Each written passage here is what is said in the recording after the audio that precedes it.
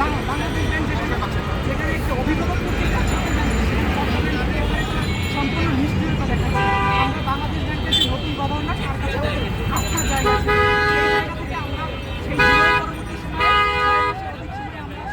তার প্রতি আস্থা দেখে অপেক্ষা করে গেছি যে নতুন বাংলাদেশে যে হয়তো পদক্ষেপ নিবে। আমরা সময় দিই দিতে দিতে আজকে 7 মাস অতিবাহিত হয়ে গেল, কিন্তু সেই জায়গাটা হচ্ছে পদ্মা ব্যাংকের নামটি সে ভুলে গেছে। অন্যান্য ব্যাংক যারা এই সংকটে আছে তাদের বিভিন্ন ধরনের সহায়তা দিয়েছে, কিন্তু আমরা যখন পদ্মা ব্যাংকের দায়িত্বশীলদের কাছে যাই তখন তারা আমাদেরকে বলে বাংলাদেশ ব্যাংক যদি আমাদের অর্থ সহায়তা না দেয় এ ব্যাপারে আমাদের কিছু করার নেই। তারা তাদের অসহায়তা আমাদের কাছে ফুটিয়ে দেয়।